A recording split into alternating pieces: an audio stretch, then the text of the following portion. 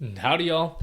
I'm going to just get into what we're doing today, which is mainly a tech demo of how you might want to approach actually assembling these as well as constructing what we're doing. So, for our 30-second animatic, the whole focus here is the addition of time.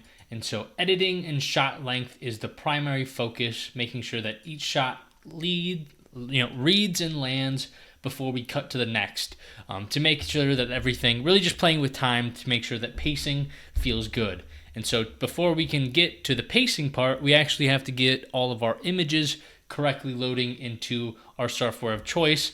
I'm going to be using Premiere. We can also talk about After Effects if you'd prefer to use that. The big benefit to After Effects would be if you're making more polished animations, you can really fine tune the actual curves of interpolation, and that's really vital for some really polished work. But for animatics, we're really just conveying good enough motion. And so you can still adjust position curves and how aggressive or slow that they lead. And so Premiere Pro works just fine for what we're doing here. And so getting into it, you're mainly going to be doing, 90% of your animatic, if not more, or less, depending if you got funky with your camera movements, then good on you. But most of us probably have mainly just pose to pose action. And so I'm going to briefly just touch on how exactly you probably want to go about actually creating and getting your pose to pose action. So for the first thing, I have a 4 image sequence where I have him running more, right? Because we're trying to convey some motion. So I wanted to have 2 poses of him running. And then I have a 3rd frame where he's picking up the ball, a 4th frame where he has the ball, and then a 5th frame where he's about to be hit by a car. And so that's my little story. And so how I recommend doing this is kind of setting it up exactly like I did here. I have a background layer, setting that at the bottom, and then just doing individual drawings. You could do your line art layer. We have our guy. He's all happy. What a happy guy. So this just as an example of how you want to approach this, you'll have a line layer. You'll have a layer below your line layer, which could be a fill. If you are using a style that doesn't actually use fills and you're just using lines, that is fine. I might recommend using fills because for the amount of time it takes, you really get a lot out of it, right? If you can be a little less nitpicky with your drawings and save like 20% of the time shaving off drawing and add it just to filling, that's a better bang for your buck, in my opinion, right? Just get the drawings to where they need to be to communicate, and then add a fill because the fill is really nice. But it is not a requirement, just a recommendation. And so I have my 4 frames on their own separate layers, as you see. And what I recommend doing is just exporting as PNGs, right? Each individual layer, I'll save this one as 01. I'll turn it off. I'll go to my next image, save that as 02, so on and so forth. And once I have my 5 images in a folder, I am ready to move on to the next step. I am now in Premiere. To get here, I just did new project. So this is just a blank Premiere project for anyone unfamiliar with the software. But to move on from here, I have my folder with my 5 images. I'm just going to go and drop those suckers in the bottom left-hand corner.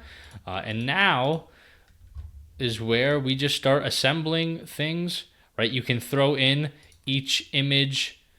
Boom. And so this is kind of a process question where because now the image is in there, and if we click spacebar, it plays. And so this image is being held for 5 seconds by default, which is way too long. And so now, this is where we're playing with timing. Yeah, let's get real zoomed in here because this is not going to be a long action. Yeah, let's see how that feels. Oop, see, way too fast. You could hardly catch that he was running.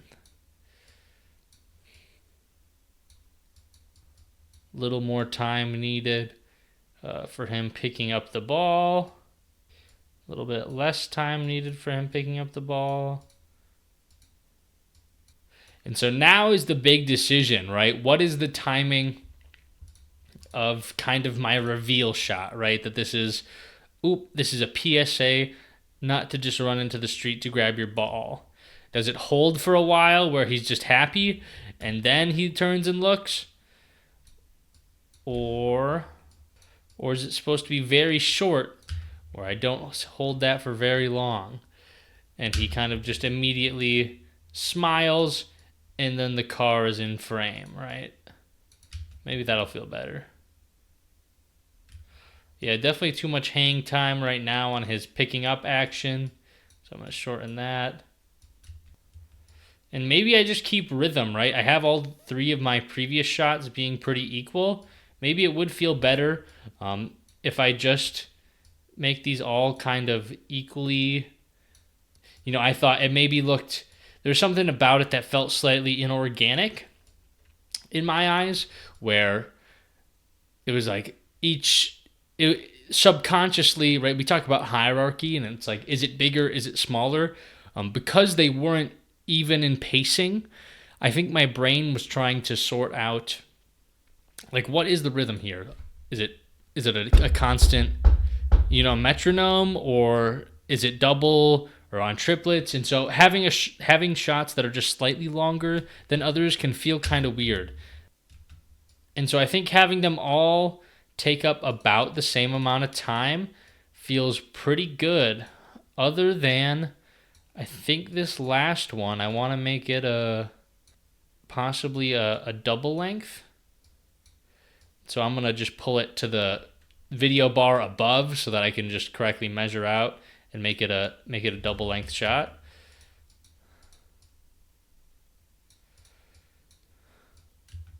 Let's see how that feels.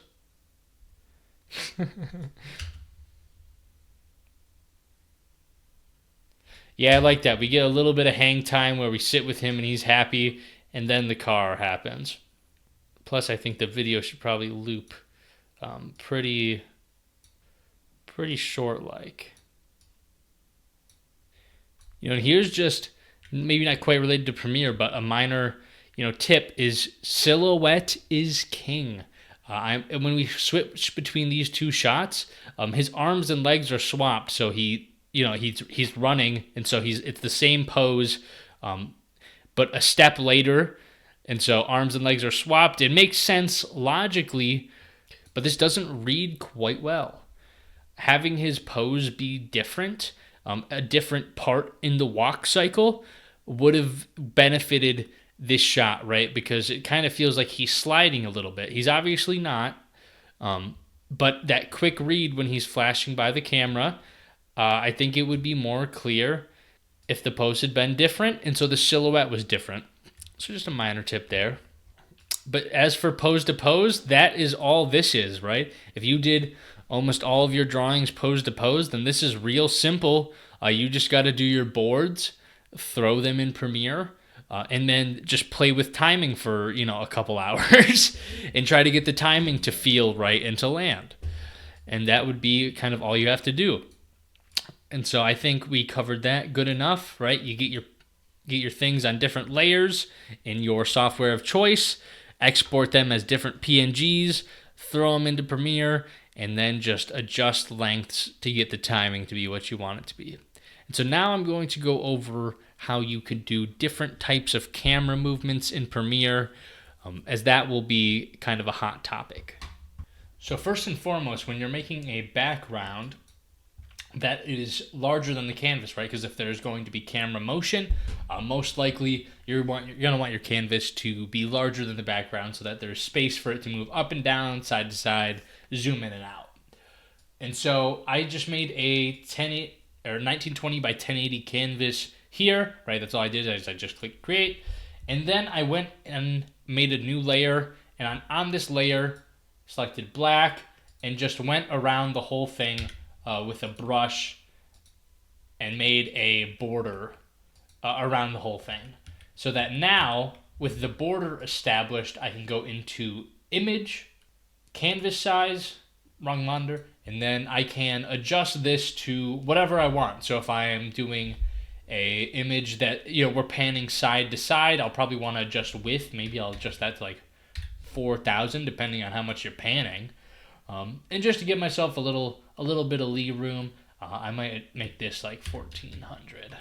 So now on my background layer, I'm just going to unlock it by clicking that lock. I'm going to select, white, select my bucket tool, fill, because it was just black by default, and boom. Now my whole background layer is white again. And so now I have on the layer above, I have my frame to know where the 1080p size is, so that when I actually start, drawing my background, I can have a reference point for how large the frame that it's going to be fitting in actually is. So here I have my background created, long and tall. Here is my 1080p frame as a reference point, and then I also have my 5. Right. See, if we zoom in here and get just kind of what it might feel like once we get it actually in Premiere and animated, she'll be jump, and the camera will have a quick pan up and over, right? So we'll get this cool action of up and over, crashing through the window, and that'll be sick. But this is what, when you zoom out, this background looks a little bit goofy, and that's okay, right? This bottom left corner didn't need any work because we're going to be panning up a little bit, and so that'll be out of frame. But this is what we got, and so I'm going to do the exact same thing that I did previously, where I'm going to export every frame as its own individual one, right? Hide all my other pose layers and export them one by one. And so here I am back in Premiere. I did the exact same thing that I did last time. All I did was I had my 5 images, right? Dragged and drop them to this bottom left.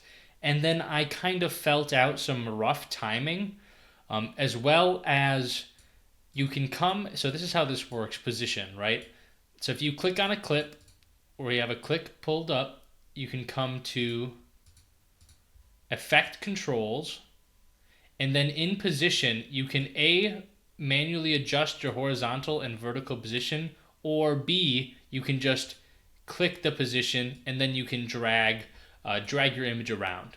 And so that's what I did. I just clicked position, dragged the image around, and I felt out a rough kind of position of how I'd want this camera in motion to work. And so that works, right? That works good enough. Possibly not really. I think it's kind of lame.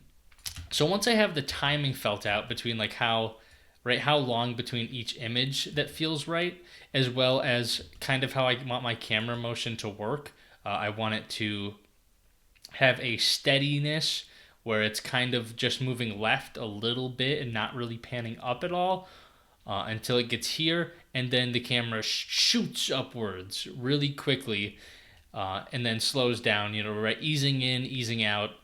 So mainly horizontal movement, just a little bit, and then boom, jumps upwards. That's how I want my camera motion to work. So with that knowledge in mind, I can now what I'm going to do is I'm going to duplicate this layer so that it's on the track above. There's a lot of ways that you could do this, right? Like there's not only one method for this kind of stuff. But for my purposes, this is how I'm going to do it. And so I'm going to now come into this top left area, and this is how keyframes work, right? You click, if you haven't taken typography in motion, that's the After Effects class. Augustus Hinton's Typography in Motion, great class, highly, highly recommend. You'll learn a lot. But anyways, you click that stopwatch, and now that's turning on keyframes. And so I can pan until, here, I'm going to hide this layer. I want it to mainly be horizontal tracking until here, and then to shoot up. And so I'm going to turn back on. I know the position on the timeline now. I'm going to make another keyframe using this little button right here. This is add a keyframe. I'm going to make a second keyframe right here. But I'm going to move my position, my horizontal position, to about in line with if we hide it. Yeah, that's about. Maybe just shift it over just a little bit more to the left. And then also I am going to move it up a little bit because I think it should go up a little bit just to tease that she's going to, kind of jump upwards. Nice. I like that. Not really. It's ugly right now, well, because it's linear. But we're just mapping out the primary keyframes, right? And so then, boom, now she's going to jump right upwards. And so I'm going to, this one I'm just going to kind of drag and move. I'm going to make another keyframe and just go to this top left. And so now we have, boom, horizontal panning. You know what? I don't know how I feel about the vertical movement. I'm gonna knock down some of this intermediate vertical movement. So it's mainly just horizontal and then boom. Awesome. So how we get this to be all smooth instead of just linear is there's this little arrow to the left of position. It's a drop down. And so now we have access to handles. And so I can show really quickly, look, if we drop this all the way down, that's easing in where it's slow. If we raise that handle higher, it'll ramp right slow, boom. And so now we get this changing of velocities, which will really help sell the movement. And so I want it to peak right when she jumps. And so I'm going to really crank it up high there where it goes whoosh. And make sure that the transition here is smooth. Really drop it at the bottom, at the tail end. And then theoretically, I could move this left one to the bottom so that there's easing in. But I kind of want it to have a little bit of a speedy start. And so, right, because she's whizzing past the camera. And so I don't want the camera to be like super slow to react at the beginning. But I think I like that. I think that feels pretty good. Then she flies into the air.